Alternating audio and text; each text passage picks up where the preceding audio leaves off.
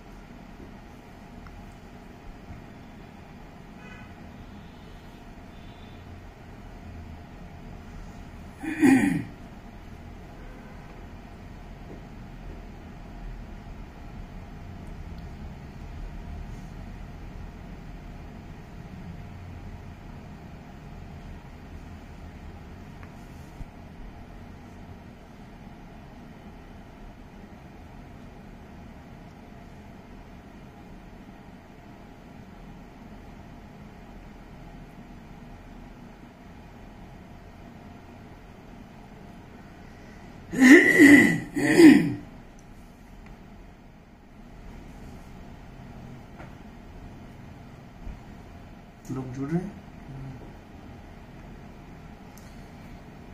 5 minute wait कर लेता हूँ।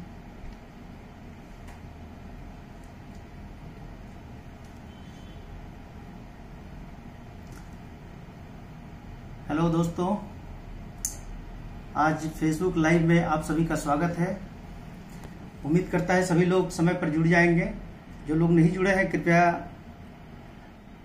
अविलंब जुड़ जाएं।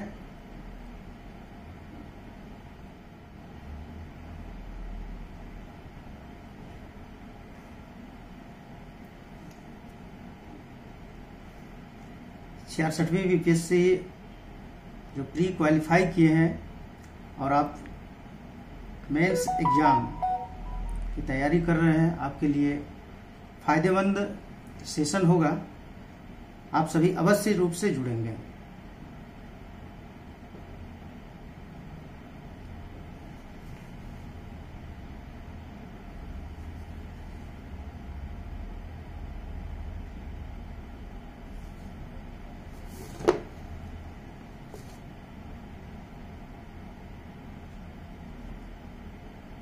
एक मिनट का समय सभी के जुड़ने के लिए मैं इंतजार कर लेता हूं। इसके बाद मेरा लाइव सेशन प्रारंभ हो जाएगा।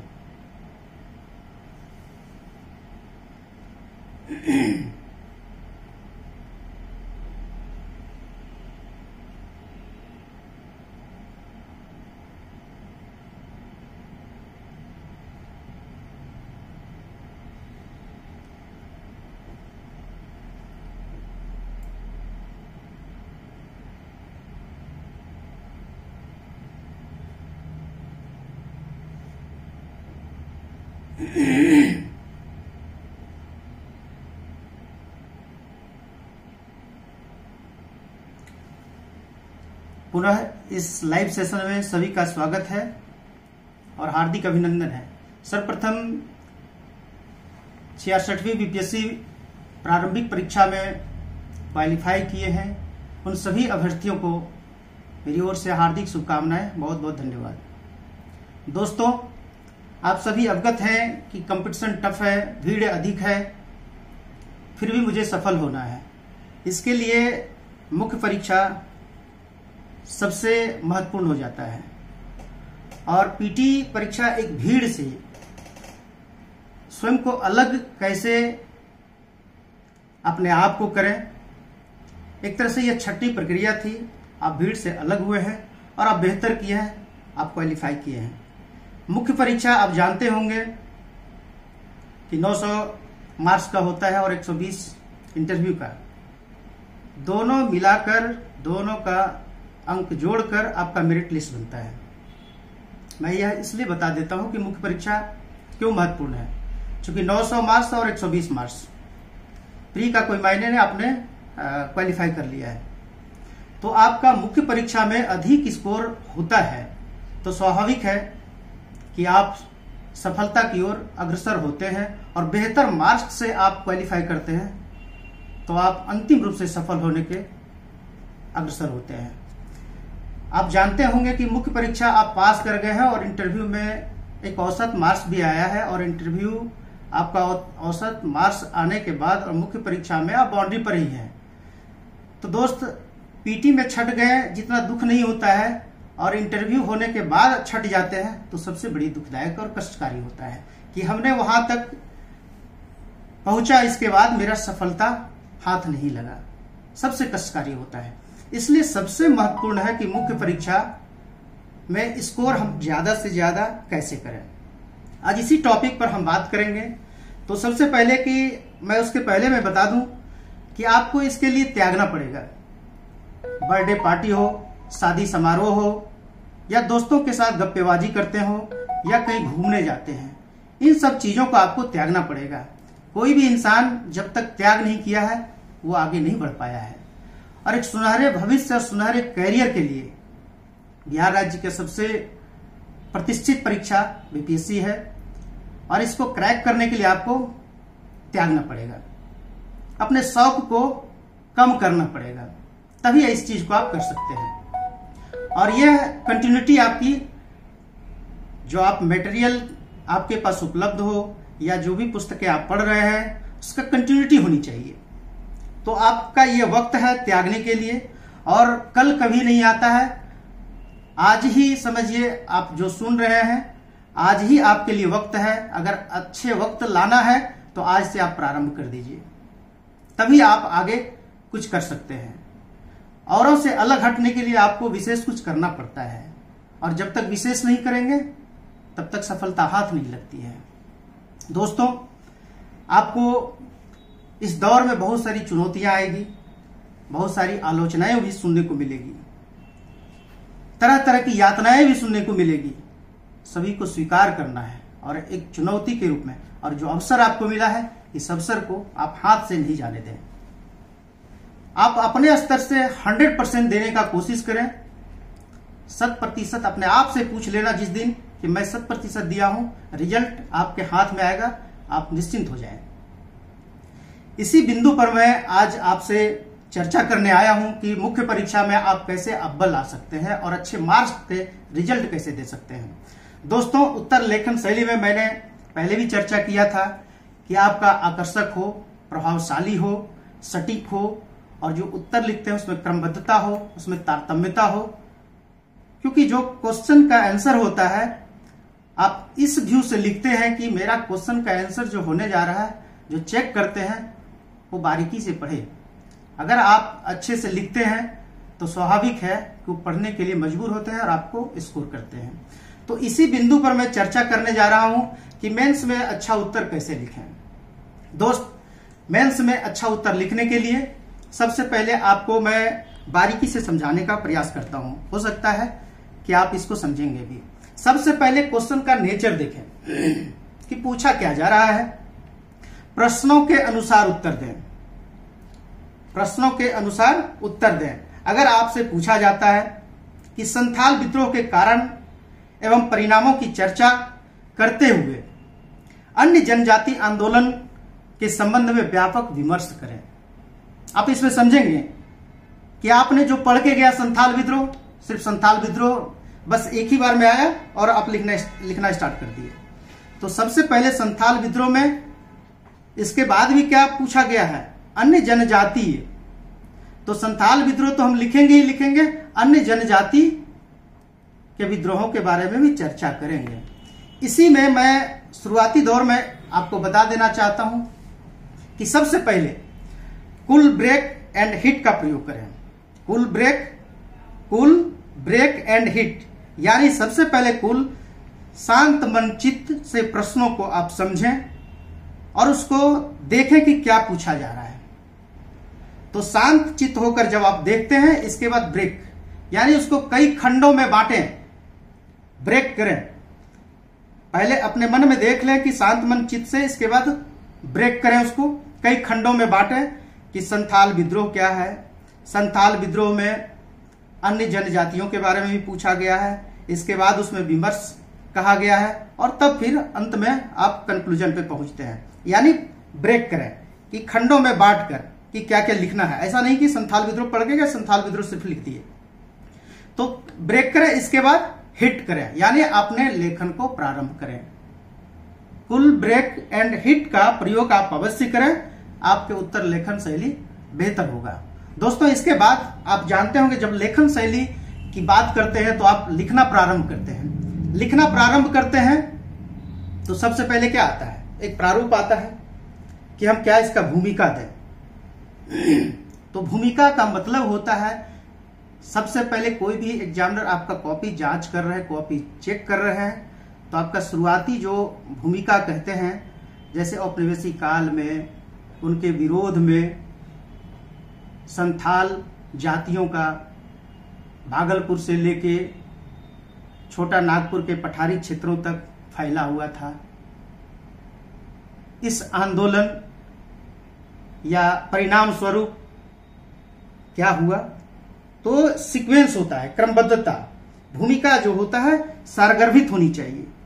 जो आप लिखे हैं कम से कम भूमिका 8 से 10 लाइन का होना चाहिए। वो भूमिका 8 से 10 लाइन का आपका प्रभावशाली होता है जो लिख रहे हैं। और सीक्वेंस मेरे कहने का मतलब जिस विद्रोह की चर्चा कर रहे हैं, ऐसा नहीं कि संथाल विद्रोह भागलपुर से लेकर छोटा नागपुर तक फैला हुआ था और इसको चीन के फलाना फलाना से तुलना किया जाता है, ये ऐसा नहीं। सबसे पहले मैंने क्या कहा, औपनिवेशिक काल या उनके विरोध में संथाल जनजाति का तीव्र युद्ध हुआ, यानी उससे जुड़ा हुआ, यानी पहला से क्रमबद्धता, दूसरा, दूसरा से तीसरा, है ना। इस तरह से हम उत्तर लिखते हैं तो होता है कि आपका स्टैंडर्ड आंसर का लेखन शैली होता है। तो जो भी उत्तर लिखेंगे उसमें क्रमबद्धता होनी चाहिए, तारतम्यता होती नहीं, एक दूसरे से लिंक होना चाहिए। ऐसा नहीं कि संथाल विद्रोह यहां लिख दिए फिर नीचे में जाके कुछ और लिख दिए फिर और कुछ लिख दिए, एक दूसरे से मैच करना चाहिए किसी भी आंसर को लिखते हैं। तो सबसे पहले उस क्वेश्चन का प्रारूप में मैंने बताया भूमिका। इसके बाद भूमिका के बाद पैराग्राफ हम चेंज करते हैं, और पैराग्राफ जब चेंज करते हैं हम प्रभाव लिखते हैं, उसके क्या क्या प्रभाव हुए, यानी विस्तार उसका करते हैं। भूमिका के बाद उसका विस्तार करते हैं लेखन शैली का। तो विस्तार में हम कम से कम 4 से 5 पैराग्राफ में लिखें, चाहे वो प्रभाव पूछ रहा हो या उसका कारण पूछ रहा हो या उसका महत्व पूछ रहा हो। तो 4-5 पैराग्राफ में हम उसके प्रभाव को या उसके कारण को लिखेंगे, ठीक है। और सभी चीजों, जैसे मैंने संथाल विद्रोह की बात किया तो उसका कारण क्या था, तो कारण हम 4-5 पैराग्राफ में उसको लिखेंगे। और इसके लिखने के बाद हम जब इसका विश्लेषण कर दिए या विस्तार कर दिए या प्रभाव कर दिए, उसके महत्व के बारे में चर्चा किया, तो फिर हम क्या होता है अंत में उसके निष्कर्ष को लिखते हैं 4 से 5 लाइन में। यानी जितना हम ऊपर में चर्चा किए हैं, जितना चीज बताए हैं, आंसर में जो भी चीज हमने लिखा है उसका एक तरह से संक्षिप्त सार होता है। 5 लाइन में, 4 लाइन में लिखे कंक्लूजन। ये एक स्टैंडर्ड आंसर होता है, और इस स्टैंडर्ड आंसर को अगर आप लिखते हैं यकीनन औरों से अलग आप हट के होते हैं। और यह कैसे होगा, एक दिन से नहीं होगा, इसको आप अनवरत प्रयास करना होगा और अनवरत प्रैक्टिस करना होगा, अभ्यास करना होगा। और यह नहीं सिर्फ कि दिमाग में अपने रख लिया और सिर्फ मैं तो लिख दूंगा। आपको मैंने बार बार कहा है, बार बार कहता हूं कि आप कॉपी पर, उत्तर पुस्तिका पर आप प्रैक्टिस करें, और इसको अनवरत अगर प्रैक्टिस करते हैं तो स्वाभाविक है आप एग्जाम हॉल में भी बेहतर करेंगे। इसके बाद आप जानते होंगे कि आंसर जब हम देते हैं, कई बार क्वेश्चन पूछा जाता है विवादास्पद। अगर एक छात्र की जाति आप हैं, अगर आपसे पूछा जाता है बिहार की राजनीति में जातिवाद का क्या भूमिका है, कभी भी यह आंसर में नहीं दिखना चाहिए कि हम किस जाति से बिलोंग करते हैं, इसलिए उस जाति के बारे में ज्यादा डोमिनेंट करके लिखे हैं। हमेशा एक छात्र की अलग जाति सिर्फ छात्र जाति होती है, और निष्पक्ष होकर आप उसको आंसर लिखें। तो विवादास्पद क्वेश्चन में से बचते हुए संतुलित आंसर लिखना चाहिए, बैलेंस करके लिखना चाहिए। और इस तरह का बैलेंस आंसर से जो भी जाति के एग्जामिनर होंगे, कॉपी जांच करने वाले होंगे, वो समझेंगे कि ये बच्चा, यह छात्र बिल्कुल संतुलित और बैलेंस में लिखा है और निष्पक्ष होकर लिखा है। यह एक प्रभावशाली और आकर्षक उत्तर होता है। आपको इस पर ध्यान देने की बात है। दोस्तों, इसके बाद आप जानते हो, मैंने पहले भी कहा है कि जब भी आंसर लिखेंगे तो क्रमबद्धता होनी चाहिए, तारतम्यता होनी चाहिए, और जो चीज लिख रहे हैं उसका कुछ अर्थ होना चाहिए। सिर्फ कॉपी भरने की बात नहीं है। कॉपी आपने एकेडमी में भर दिया होगा, लेकिन यह सिविल सर्विसेज का मुख्य परीक्षा आप देने जा रहे हैं। इसमें आपके ज्ञान की, आपके नॉलेज की परीक्षा होने जा रही है, और यही ज्ञानवर्धन आपका कॉपी पर दिखना चाहिए कि आप जो लिखे हैं वो मजबूर हो जाए कॉपी जांच करने वाले कि इसको पढ़ना है और इसको अच्छे से देखना है, बहुत अच्छा लिखा है। शुद्धता जरूर होनी चाहिए और साफ सुथरा लिखना चाहिए। अगर आपका हैंडराइटिंग अच्छा नहीं है, घबराने की बात नहीं है। शब्दों का थोड़ा सा डिफरेंस होना चाहिए, सटा सटा के नहीं लिखना चाहिए, थोड़ा सा गैप होना चाहिए, और काटकुट नहीं करना चाहिए, बहुत सारा कटिंग नहीं होना चाहिए। हैंडराइटिंग अगर अच्छे से नहीं बैठता है तो आवश्यकता नहीं है, इसमें डरने और घबराने की बात नहीं है। सिर्फ साफ साफ लिखें, शुद्ध शुद्ध लिखें, और जो भी जांच करते हैं वो पढ़ने के लिए आपके शब्दों को अच्छे से नजर दौड़ा सके। ऐसा भी नहीं कि आप जो चीज लिख रहे हैं सामने वाले पढ़ ही नहीं पाए, तो कम से कम इस सब चीज प्रैक्टिस से होता है। आप प्रैक्टिस पे लिखें। और मैंने पहले भी कहा और आज भी मैं कह रहा हूं, कोई भी जीएस का आंसर अगर आप लिखते हैं तो 300 से 400 वर्ड में लिखें। ऑप्शनल का अगर आप आंसर लिखते हैं तो 500, 550, 600 वर्ड में लिखेंगे। एक स्टैंडर्ड आंसर होता है।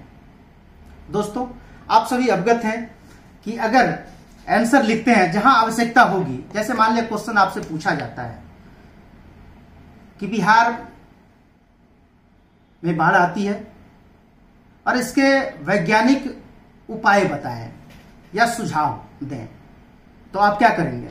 इसका लिखने का क्या तरीका होना चाहिए? सबसे पहले बिहार में बाढ़ है, तो बाढ़ क्या है, बाढ़ क्या है ये लिखना है। उत्तर बिहार तो बाढ़ से ही प्रभावित रहता है हमेशा, तो सबसे पहले लिखेंगे बाढ़ क्या है, बाढ़ का कारण क्या है, और फिर इसके वैज्ञानिक उपाय देंगे, सुझाव देंगे कि ये करने से बाढ़ का निदान किया जा सकता है, इसके उपाय ये है। तो सीक्वेंस में लिखना चाहिए, बाढ़ क्या है, बाढ़ का कारण क्या है, बाढ़ का वैज्ञानिक उपाय या सुझाव आप जो पढ़े हैं उसको देना है, और अंत में निष्कर्ष निकाल के 4-5 लाइन का दे देना है। ये एक स्टैंडर्ड आंसर होता है। अगर कोई आपसे सीधा सीधी क्वेश्चन पूछता है, देखिए जरूर कभी भी घुमा के क्वेश्चन पूछा जाता है, तो आप देखते होंगे क्वेश्चन का नेचर, उसमें क्या क्या पूछा जा रहा है। कभी भी सिर्फ एक नजर झलक में देखें कि क्वेश्चन ये पूछ दिया और लिखना स्टार्ट कर दिया। जरूरी नहीं कि जो आप पढ़ के गए हैं आप सिर्फ जानते हैं अच्छा हमारा पढ़ा हुआ आ गया क्वेश्चन यही आंसर होगा। उसमें अगर आपसे सीधा सीधी, मैंने अभी कहा था कि संथाल जनजाति का जो विद्रोह था उसमें अन्य जातियों जनजाति का भी क्या रोल था, इस तरह का क्वेश्चन पूछा जाएगा तो सिर्फ संथाल नहीं लिखना। इसी तरह अगर आपसे पूछा जाता है कि संथाल विद्रोह, बिहार में संथाल विद्रोह के क्या कारण थे, डायरेक्ट क्वेश्चन है तो सिर्फ संथाल विद्रोह लिखना है। तो क्वेश्चन जरूर बारीकी से देखना चाहिए, उसका नेचर देखना चाहिए, क्या पूछा जा रहा है। हम टू द पॉइंट आंसर लिखेंगे, कभी भी जो पूछा जा रहा है उससे इतर नहीं जाना चाहिए। इससे एक ऑफिसर की परीक्षा देने जा रहे हैं, एक आप डिसीजन लेने जाएंगे, ऑफिसर बनेंगे, यही तो परख होती है, यही तो जांच होती है कि आप ऑफिसर का एग्जाम दे रहे हैं तो अच्छे तरीके से देंगे। और कभी भी जहां मानचित्र की आवश्यकता हो, चाहे वो आरेख की आवश्यकता हो या पाई चार्ट की आवश्यकता हो या रेखा, कोई भी चीज बनाने की मानचित्र की आवश्यकता हो, तो बिल्कुल उसका प्रयोग करना चाहिए। अब संथाल जैसे मान लिया कि बाढ़ पूछा जा रहा है, अगर हमसे इंटरनेशनल रिलेशन की बात जीएस में पूछ दे कि भारत पाकिस्तान के बीच किसी युद्ध के बारे में पूछ दे कि उनके द्वारा कहा जाता है कि ये सीमा हमारा क्षेत्र में आता है, ये जिसके कारण विवादों में बना रहता है। तो लिखने के क्रम में हम नीचे यह भी लिख देंगे कि इस मानचित्र के माध्यम से भारत पाकिस्तान के रिश्तों को समझा जा सकता है और यह विवादास्पद जो केंद्र है यह है। तो भारत और पाकिस्तान का नक्शा बना देंगे और पाकिस्तान किस किस क्षेत्र को कहता है कि ये उसको इंगित करते चिन्हित करते हुए रेखा चित्र से मानचित्र के माध्यम से समझाने का एग्जामिनर को प्रयास करेंगे कि तो वो समझेंगे कि रेखा चित्र या मानचित्र इसीलिए बनाया गया है, ऐसा नहीं कि सिर्फ बना दिया और उसका कोई ताल्लुकात नहीं है। जहां आवश्यक हो उसका प्रयोग मानचित्र का करना चाहिए। इससे क्या होगा कि आंसर हमारा बेहतर होगा। आप समझते होंगे कमीशन के एग्जाम में एक एक नंबर मायने रखता है। अगर ऑप्शनल पेपर और जीएस पेपर संपूर्ण प्रश्नोत्तर को मिलाकर अगर देखेंगे, औरों से अगर 2-3 नंबर हम प्रत्येक क्वेश्चन का आंसर में अगर आता है तो हमारा 100 नंबर प्लस होगा। औरों से हमारा 100 नंबर प्लस होगा। 2-2, 3-3 नंबर ही मायने रखता है। संपूर्ण आंसर को मिला देंगे तो हमारा 100 नंबर प्लस होगा। आप समझ सकते हैं 100 नंबर अगर एबव किसी से लाए हैं कंपटीशन से, हम कितना दूर आ जाए। तभी तो टॉप करते हैं लोग, तभी तो बेहतर रैंक। इसीलिए कहा जाता है टॉपर को भी पता नहीं होता कि हम टॉप करेंगे। अकस्मात अचानक रिजल्ट देखने के बाद पता चलता है कि मेरा ऐसा रिजल्ट। तो दोस्तों आप सभी इसको एक दिन से नहीं, इसको अनवरत फॉलो करें और इसका प्रैक्टिस करें। आप देखेंगे आपके स्टैंडर्ड आंसर कितना बदलाव आ गया है। समय कम है, सीमित समय सबके लिए है। इसी सीमित समय में जो बेहतर करेंगे उनका बेहतर होगा। आप अपने सुनहरे भविष्य और उज्जवल कैरियर के लिए आपको मुख्य परीक्षा में अधिक स्कोर करना पड़ेगा। बनने वाले से ज्यादा बनाने वाला का नाम तभी होता है। समय कम है लेकिन मेहनत भी करना है। इसी भीड़ में जो औरों से अलग हटकर कुछ करेंगे उनका रिजल्ट होगा, उनका बेहतर रिजल्ट होगा।